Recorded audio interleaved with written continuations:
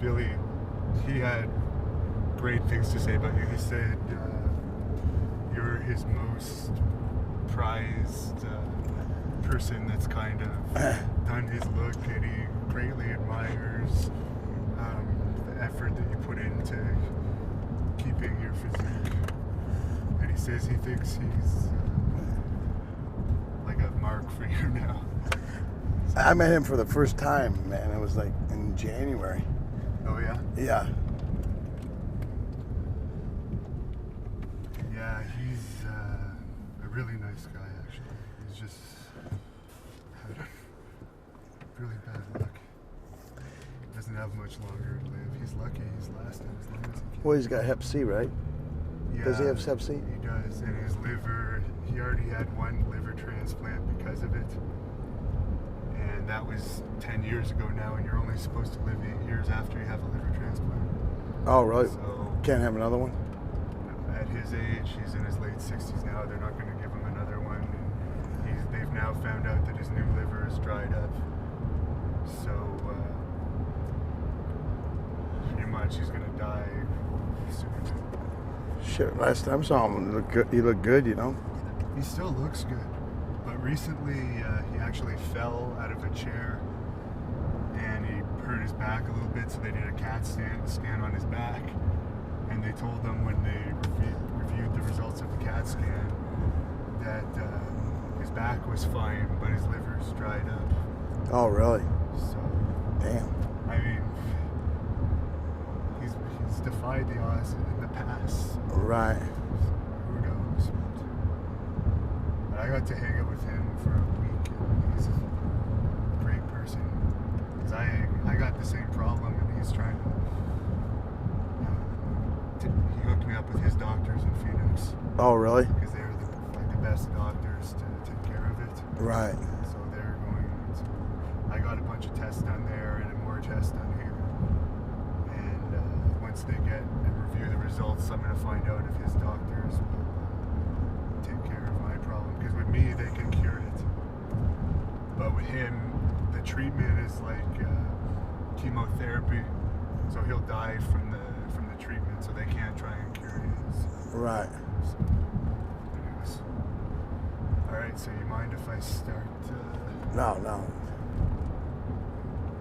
All right, so can you tell us a bit about your amateur wrestling career? Well, won the state championship in Michigan. Got recruited by, a lot of colleges, Oklahoma State, Iowa State, a lot of the big colleges, but I wanted to stay close to home, so I went to U of M. And then at U of M I was NCAA All-American, so, but I went to college, had a good time, so, and I had a good time, but. So was that your biggest accomplishment in amateur wrestling?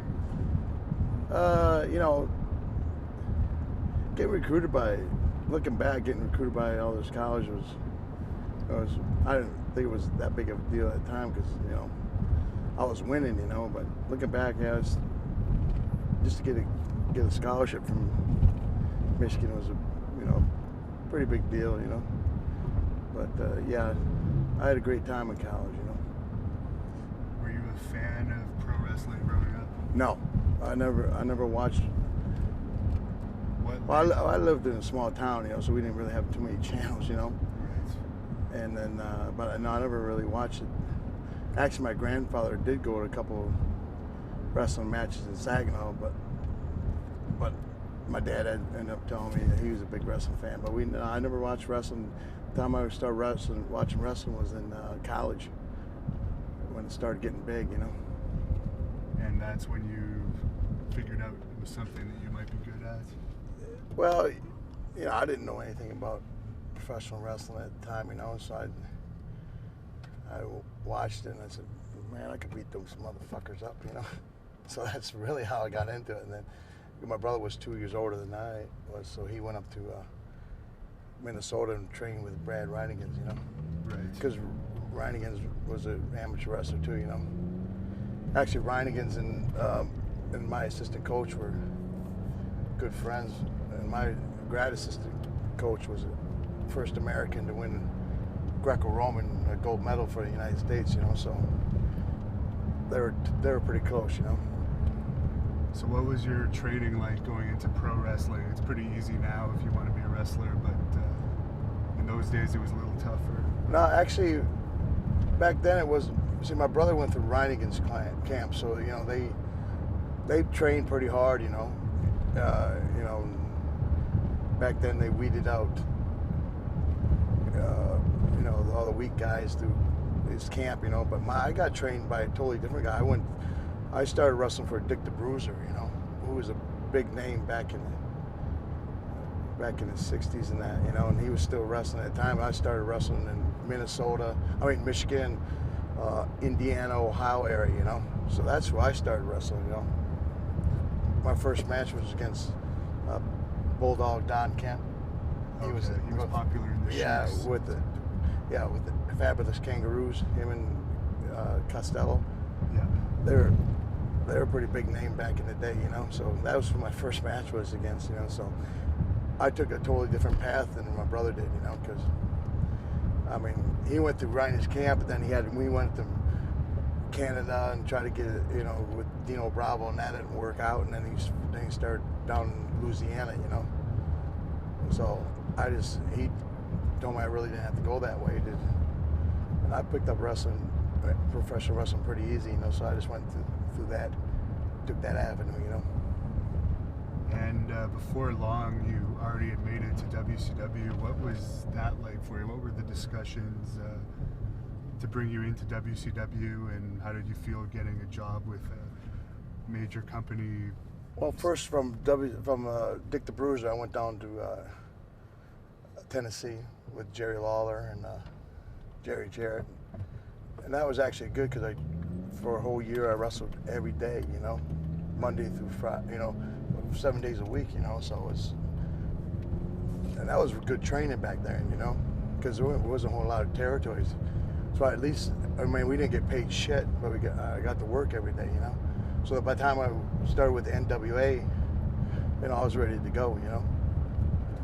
So, and then signed with Ted Turner, and he changed it to WCW, you know. So, you know. So you actually joined before it became owned by Ted Turner?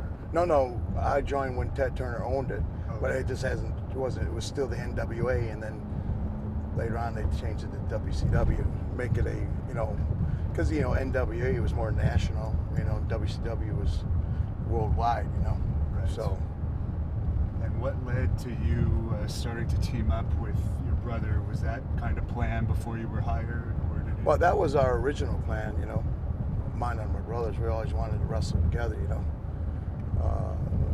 That was our thing, you know, because there hadn't been a whole lot of brother tag teams, you know. I mean, the Briscoes and the Funks, you know. So we were ready to make our mark as a tag team. And I really had no interest in doing singles at the time, you know. And who were some of the feuds you remember having in those days in WCW? You know, back then it was like, you know, the Road Warriors, you know, Doom, you know, Butch Reed and Ron Simmons. They were, you know, both Ron and Butch were good athletes, you know. Yeah. So we had good matches with those guys, you know. And you know, did it ever get rough with you guys and the Road Warriors in there? No, because the Road Warriors, they couldn't wrestle, you know, amateur wrestling, you know. We'd tie them up, you know. I mean, they were fucking animal. They were good guys. They were big guys, but they couldn't wrestle. And back in those days, you had a lot of TV matches thrown in with guys that didn't know how to wrestle. What was that like? It must have been frustrating at times. Well, you gotta remember back then it was like you really didn't have all your TV matches were your based against job guys, you know, and a lot of those guys seemed like they came off the street, you know. So, you know, a couple times when they fuck something up, they would beat the hell out of them, throw them around, you know. Did you ever wrestle for Bill Watts? Was he ever in charge of WCW? Yeah, he was a jack-off. He didn't last long. He tried to bring his bullshit in there. He was, you know. So you didn't get along with him? No, I thought we would, you know, because my brother started out down in Louisiana with him, you know. And I thought he would, you know, not so much me, I thought he'd treat my brother better, you know. Yeah. But he treated it, because he was getting them cut off every contract guys made, you know, try to lower the contracts. He'd get some money off it, you know. I didn't think he would, you know, but he was a fucking prick. The biggest, you know, Wahoo told me he was, you know, he's a piece of shit, you know. So I thought we'd get along, but we didn't. He was a piece of shit. Now, and he found me, he fucked himself, you know. He was a freaking idiot. He got himself fired at WCW, you know. By that time, we had already left, you know. In later years, you ended up not liking Ric Flair in real life personally. Did you get along with him around the time of your first WCW run? Well, I didn't know him, you know. I mean, I knew a little bit of him, you know. Like I said, I started for Dick the Bruiser, and they were going to bring me down to NWA for a tryout. And Dick the Bruiser said to me, you know, when you get there, you drop your bags, you tell Ric Flair to carry your bags, you know. So I didn't know nothing about ribs, you know. I said, all right, I'll do it, you know. And then Bulldog Don Ken on the way home, I told him, oh shit, you can't do that, they'll fire you, you know. Because he said, the reason Dick told me that was because that's how Flair got into wrestling up in Minnesota. He was carrying guys' bags, you know, to the arena and that. But, you know, everything I've said about Flair was, you know, been documented, and everybody thought it was like, oh, it was a personal thing, you know. It's like, no, go on ESPN.com, go to Grantland, you know, you find out what a piece of shit he really is, you know. I mean, it goes into in depth more than what Wahoo or anybody else told me about him, you know. Yeah, I mean, everybody thought him and Wahoo brought Flair down into the NWA, you know. So, you know, Wahoo felt like he at least owed him something, you know. But he never, you know, returned the favor. When Wahoo was older, he wanted to still get in the ring every once in a while, and Flair wouldn't, you know. But he treated everybody like, you know, thought every guys that owed him a favor, he treated like shit, you know. He did that to a lot of guys. So Flair, one of the reasons he left WCW was Jim Herd. Were you around during the Jim Herd era of WCW? Yeah. Yeah, I got along with Herd, you know. And one of the funnier things Herd said to me was like, shit, I'm the same age as Ric Flair, but I look better than him. And he did. He looked better than Flair, you know. Flair had saggy skin and, you know, looked like shit, you know. And what led to you going to Japan for the first time? Well, that was through WCW. We went over there, and I think it was 89, 1990. Tokyo Dome. It was like 70,000 people. We wrestled Hase and Sasaki, you know. I mean, it was a good time. It was, you know, pretty amazing wrestling in front of 70,000 people, you know. And you've always been known for doing a lot of shoot-style moves that are pretty popular in Japan. Did you put a lot of thought into coming up with those moves, or were some of them just spur-of-the-moment stuff? No, everything I've come up with, I've thought of, you know, like, you know, I thought of the Frankensteiner back when I was wrestling in Tennessee area, but I never brought it out to, you know, WCW, you know, and then a lot of my suplexes was incorporated through the amateur style, you know, and then, you know, the Steiner screwdriver I thought of, you know, which got over big in Japan too, you know. But yeah, no, a lot of stuff I gave a lot of thought to, you know. Like, you know, when we first started, like, a lot of people weren't going out, you know, doing moves off the top. I mean, they'd do a cross body or something off the top rope, you know. But my brother and I were doing the DDTs off the top rope. He'd put him on the shoulder, I'd DDT him, then he'd bulldog somebody off when I had the guy on my shoulder. So there's a lot of stuff that we came up with, you know. What do you think of everyone using the Frankensteiner now? Are you complimented by it, that it's become such a common move in wrestling? wrestling? Yeah, I mean, it's, you know, it's a move I invented, and, you know, it's a pretty cool move, you know. And, I mean, I still do it off the top rope now, you know. It's like, but yeah, it's, you know, some guys call it the Hurricane Rana, but it's the same thing, you know. So after your first run in WCW, you went to WWF at the time.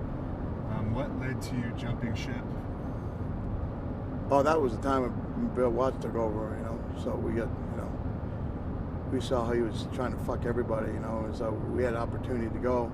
Unfortunately, we didn't realize that at the same time Vince was going through that lawsuit, you know, with the government, you know, so it actually ended up being a bad time to go up there, you know. And what was your first meeting with Vince McMahon like?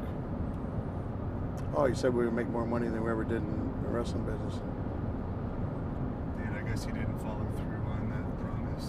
No, shit. All of his money was going to paying the lawyers, you know, keep him out of jail, you know.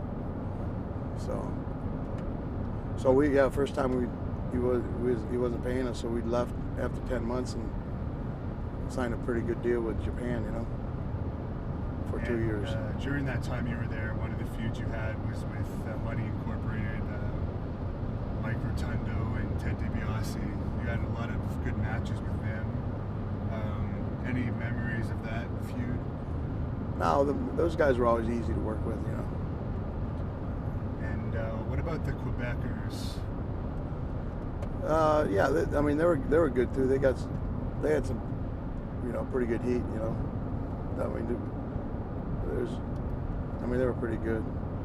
I was told a story by one of the Quebecers that there was a European tour at one point and everyone was getting kind of rowdy, and Tiger Jackson, who was playing Dink at the time, ended up being tied up in the lunchroom before one of the events at an arena, and you and your brother were throwing some food at him, and apparently, according to Carl Willett, who told me this, Jacques came in and threw an apple at you guys. It just missed you, and the apple kind of exploded on a pole above your head, and that led to an all-out food fight. Do you have any recollection of that incident? The food fight I remember is like we were in France. No, we were in Italy, and the food was terrible. I couldn't believe they catered food, you know. We were just, and it was like at the end of the tour, and we were kind of pissed, you know. And so I was like, we just ended up grabbing some food and started throwing that hacksaw Jim Duggan. He grabbed the table, put it up like for protection, and it was all a war. And it's like, I mean, that lunchroom got destroyed. The funny thing about it was like they didn't know why we were, you know. I mean, it was food everywhere, and the caterers were going, why the crazy Americans throwing food like that? But the food was terrible, and it was like a bad time, you know. It was like we were pissed because we were on the road so long. We were, you know, so that's how we took out our aggression that day, you know. So you ended up leaving the WWE because you weren't making the money that you were promised, and you went to Japan. Well, nobody was making money, man. I mean, everybody was. I mean, it was a really bad time to be up there, you know. So you had a stint in Japan, quite long one, before you ended up going back to WCW. Any memories of that time in Japan? I know your tag team is one of the greatest tag teams in the history of Japanese wrestling and wrestling in general. But I know you had a lot of great matches during that time. Yeah, I think probably I mean, we had a lot of, you know, because, you know, that's a different style of wrestling over there, you know.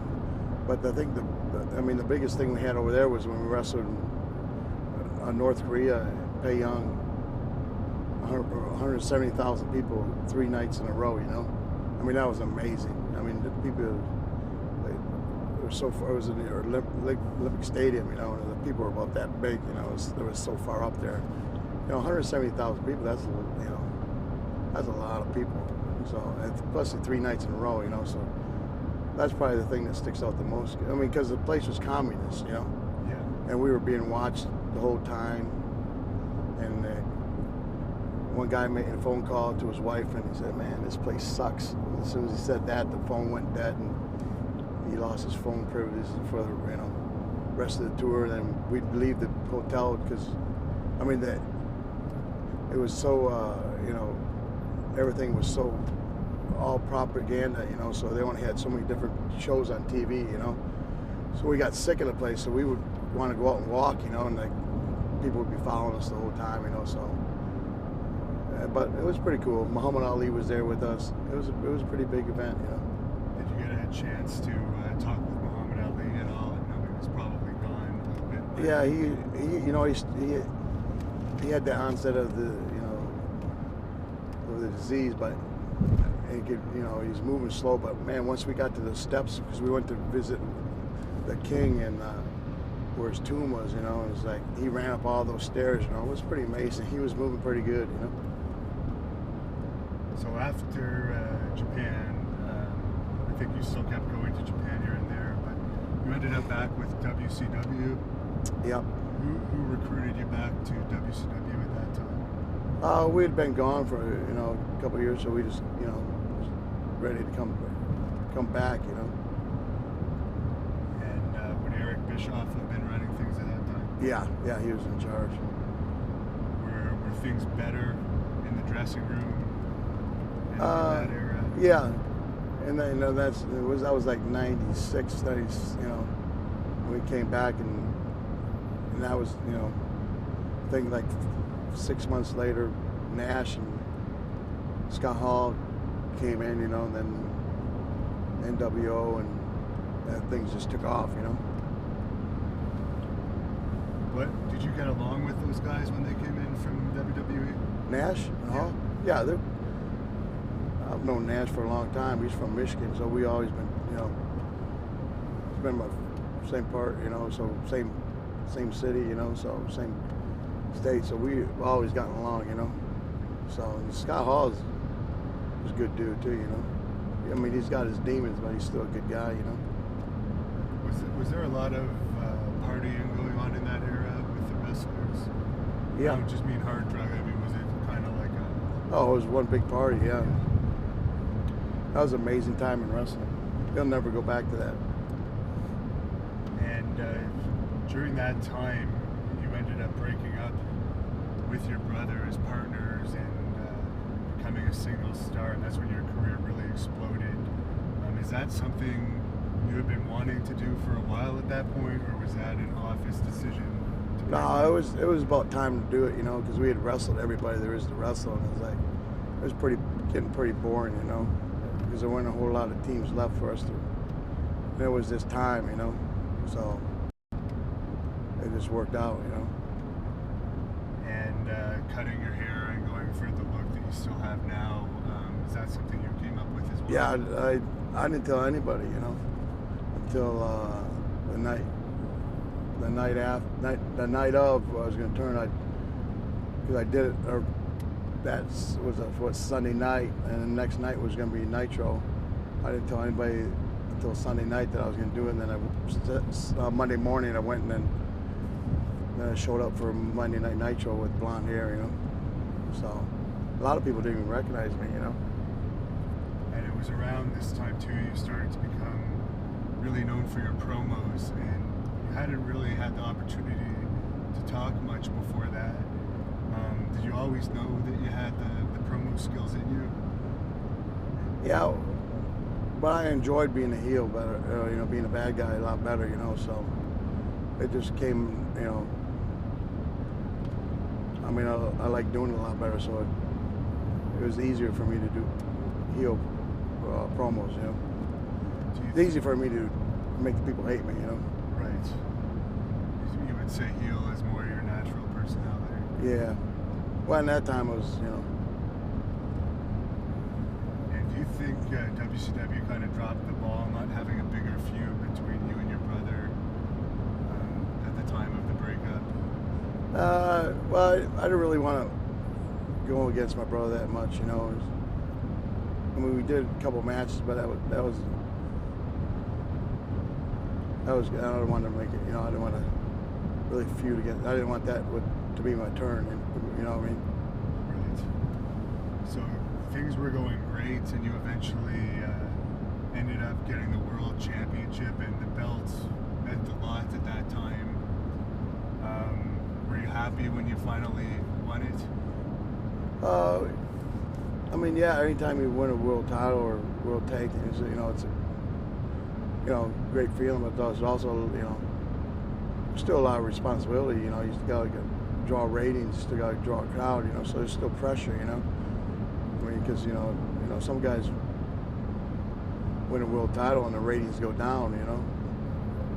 So then, but no, anytime you win a world title is a good thing. And speaking of ratings, there was a lot of pressure for ratings in those days, and I heard a lot of stories that WCW was a last-minute company, changing what was going to happen on the show at the very last second before the show started. Did you find that happened to you a lot? Oh yeah, that was fucking Hogan. He was a piece of shit.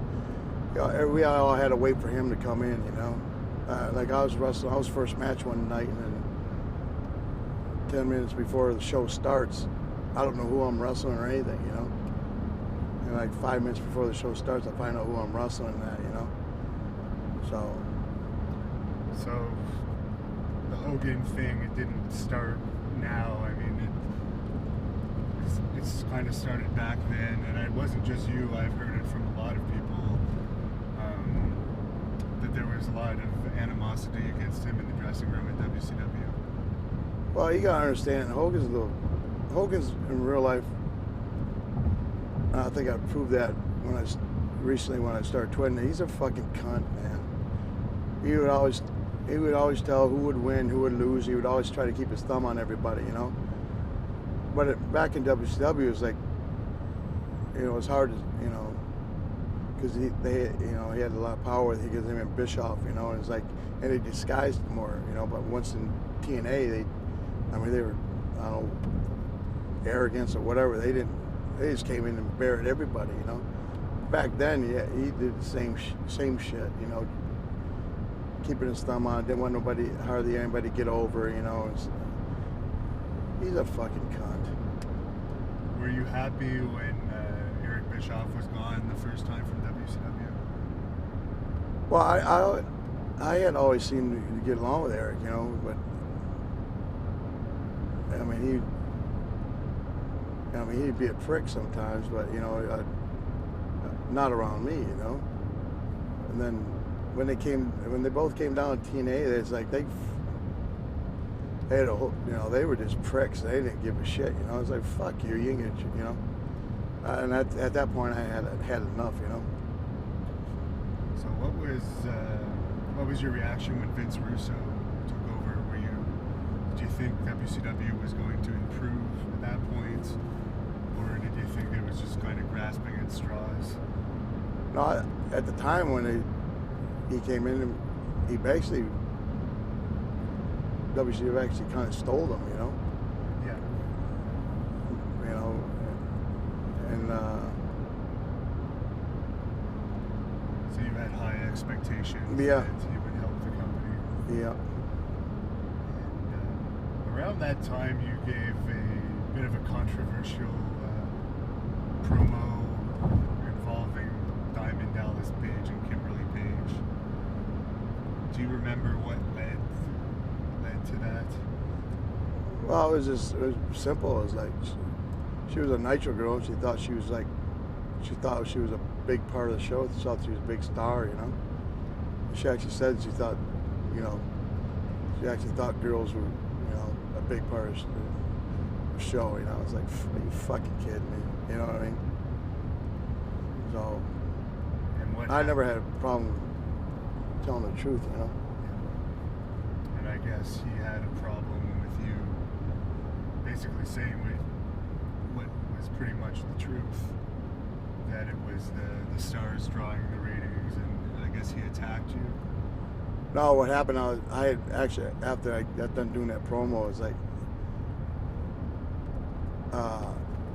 you go backstage and it's all dark, because I had to go from there right to the interview set. I had an interview set because I had to interview, go through the dark tunnel, go to an interview set with me and Gene Oakland, and me, Buff, and Lex, you know.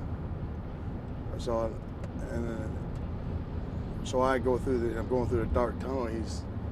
He says something to me, you know, and I just double-legged him, and it was, you know, went to go punch him, and security was on me. What he had done, he had told the security he was going to do it, and he said, if anything happens, jump on him, you know. So before I even got a chance to punch him, so he already covered his back. Yeah. So.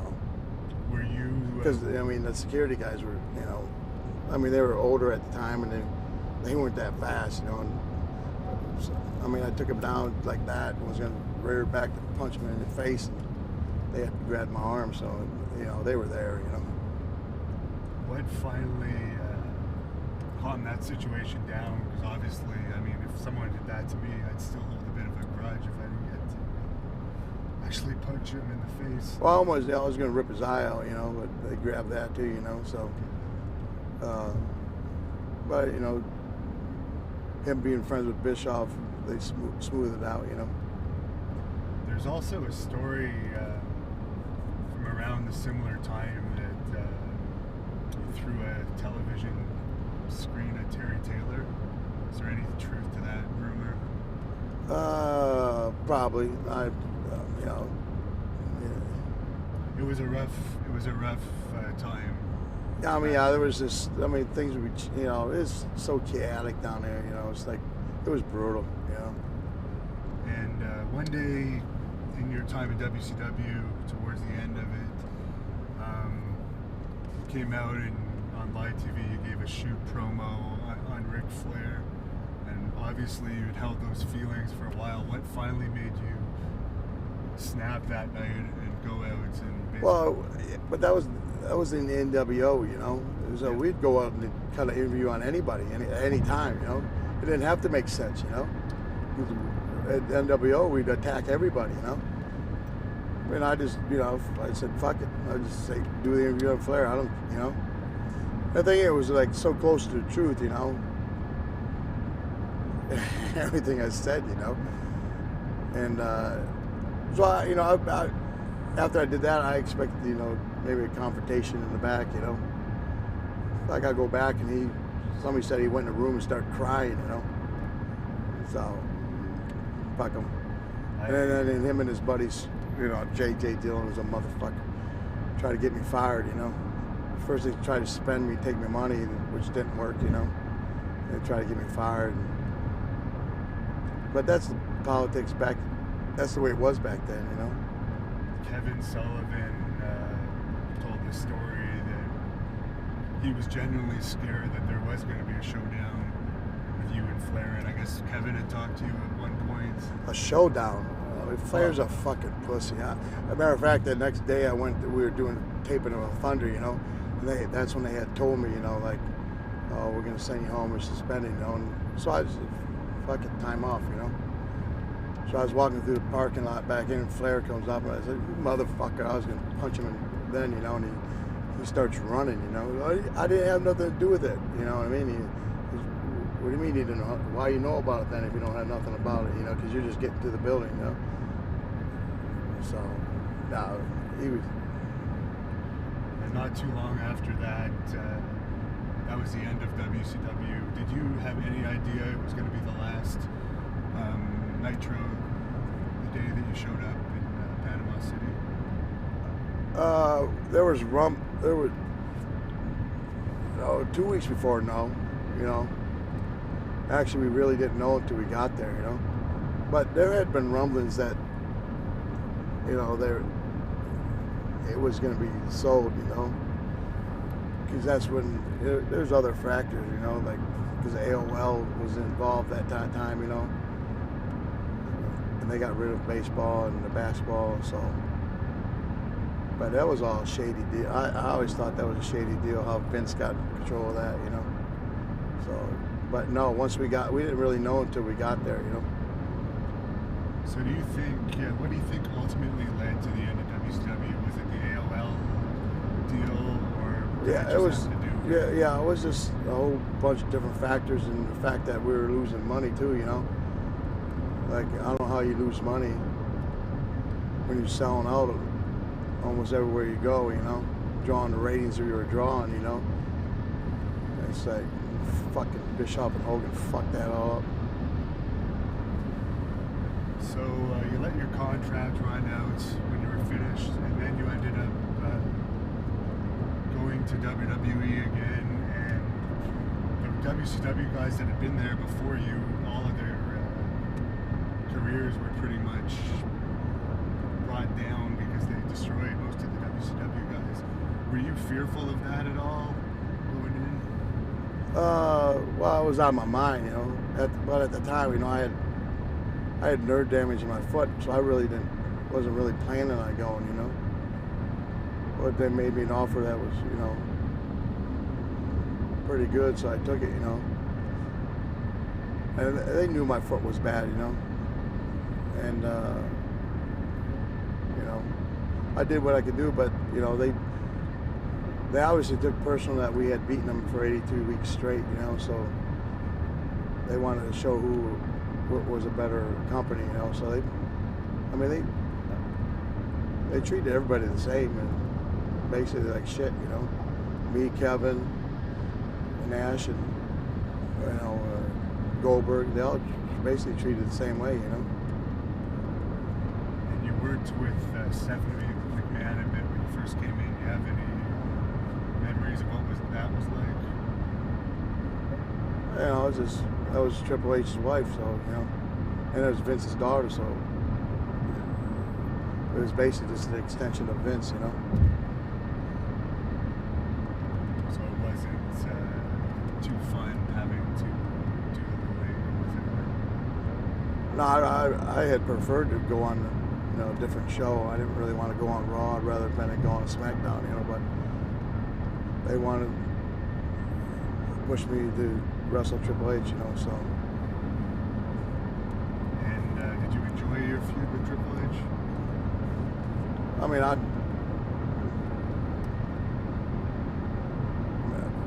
nah, not really, you know. I mean, it was all right, but it was like, it was all so one-sided, you know, so. At one point, I know you had a lot of animosity towards him. Is that kind of smoothed over now? Well, I really didn't have. Maybe it was more out of proportion what people were saying. Well, it was like, I didn't, you know, I was up there with, you know, bad ankle with nerve damage, you know, but I didn't find out what was being said until I left, you know, and then he went in a newspaper and said some stuff about me, you know, so I just said some stuff about him, you know, my trash talking was better than his, you know. And then you went to your first run in TNA from there. Was that more enjoyable than your second run? In TNA? Yeah. Was it a paycheck for you just basically collecting? I mean, when I first went in, it was like, that's when, you know, Jeff was running everything, and it was like, that was before they had to deal with Spike TV, you know. There was another place to work and another place to try to get going, you know. And then, you know, we just tried to make it another place where you can make money, you know. And it was doing good. Do you remember any matches that you particularly enjoyed from that first run in TNA? No, I think the thing that really kind of caught on with the fans and the people and brought the ratings up was the Main Event Mafia. That was probably the best time in there, you know. And then they just killed that for whatever reason, you know. So, and then 2 months later, Hogan and Bischoff came in and they just tried to kill everything, you know. And Russo was kind of back in the mix of things writing in TNA when Jarrett was running it and was still writing for them until recently. Do you think he learned from some of his WCW mistakes in his TNA writing? Because lot of people are always confused why he had a job for so long after the WCW mistake. So there must have been some positives to it. Yeah, it's hard to write a show, week after week, but his hands were tied a lot too, There's a lot of things going on behind the scenes too, So you did depart TNA once. What was that about? Just it was time to move on? Or? When I left right after main event Mafia. Yeah. Well, that was when Hogan and Bischoff came in, and they, freaking buried everything, So then what happened is that when we were gone, and they wanted to bring back something that drew the ratings, so they contacted me, Kevin, and Booker again, Yeah. And they, offered a shitty contract, It's like they actually said to my guy, he said, "Well, we'll give you this contract, see if you can get over." They said it to me and Kevin, and I was like, "All right, motherfucker, you can see if I can get over, okay." It kind of pissed me off, but it was like, I don't, I'll prove myself again, And then, what happened was it pissed off Kevin and Booker, and they told them to fuck off, and they went off and did the Royal Rumble, So that kind of pissed off the people at Spike TV, because they were going to be promised it. Because if you remember, like they promoted like us coming back, for a good 2 months, and then they. Booker's still up there, and Kevin's, still with the Legends contract, so that pissed a lot of people off on Spike TV, so. And a lot of people thought you were fired from TNA, and that's what led to the whole stuff that's going on with Bischoff and Hogan now. But you were offered a contract, right? Yeah, they offered me extension in November. They offered me one in December and January, and I never signed them, because at that point I could see what was going on, and it's like that's when it was really starting to piss me off, And I really started to find out what pieces of shit Bischoff and Hogan really were, and they were pissing me off because they were like doing it to my friends, like guys that you were trying to build TNA with Rude and AJ and especially Kurt Angle, I mean, he went on, in the media markets on radio and they were burying them, And they really didn't understand it, because it makes no sense, you know what I mean? But if you've been around it before, you realize what's going on, and they couldn't really relate to what was going on, because why would you do that, So I had enough, So and that's what led me to start telling the truth about, Bischoff and Hogan, and they didn't really like it, 'Cause I warned him. I told him it was not gonna be nice, man. I told him that, and then I told that to Bischoff, and fuck him. It's still not over, I'll see those guys again. So I know a lot of people misunderstand and they think it's a personal thing, but in reality, you're just worried about the company. You feel that its future is in jeopardy. Oh, it's definitely in jeopardy. I mean, look, they're losing money. Its ratings are bad, and it's like, how can you not look at those two guys? They haven't performed. You know what I mean? Everybody's got to, got to perform. And how come they're not accountable for, the shit that they're putting on TV? Him pushing his son, Hogan pushing his fucking cunt, worthless daughter who can't sing or dance, And it's embarrassing, man. So. And ratings have not moved since all those big stars were brought in, Yeah, I mean, and they're losing money because they got to pay their contract. I mean, no way would that work in a normal business setting. You know what I mean? I mean, they've been there for almost 3 years now, and they haven't done anything to spike the ratings. That would not work in a normal You know, if you don't perform, you lose your job. You know, it's like, but they're just, you know, they know how to talk to. They know how to talk to Dixie. Yeah. That's the reason why they haven't been Right. let go, I guess, because they haven't performed. There's no evidence that. I mean, it's like it's in black and white, man. It's ratings are what drives wrestling. You know, it's always been like that, and for that to like turn their back on, you know, they always, you know, Bischoff and Hogan always seem to brag, oh, we beat WWE 82 weeks straight. You know, yeah, we beat them because Nelson ratings said we beat them. Well, now that meant something back then, but they don't mean something now. You know what I mean? So why are you ignoring the Nielsen ratings now? You know, and it's just a crock of shit. They even draw under a 1 from time to time. What do you think, if you were in charge of TNA, if somebody finally fired Hogan and Bischoff and said you were in charge, what do you think it's salvageable? What would you do to save the company? I mean, that's like there would be so much work because they've actually tore down everybody's character. I mean, they haven't done anything to build anybody up. They just, you know, it would be so much work to bring, you know, to overhaul it, you know. Name one person that they really enhanced their career or enhanced their character. I mean, it's, you know, it's ridiculous how bad it is, you know.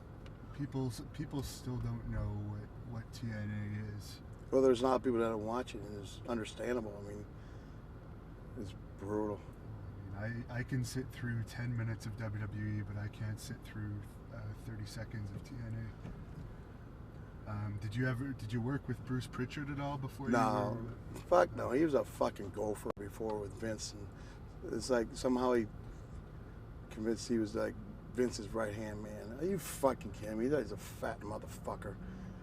So does the whole thing with TNA now kind of keep you out of the whole thing with Jeff Jarrett in India, or is that still? I have no idea. I really, you know, I don't know what's going on with that because that was a separate deal, you know. And just for your wrestling career, you've had such a long career, and you were part of one of the greatest tag teams of all time, and then you had a phenomenal singles career.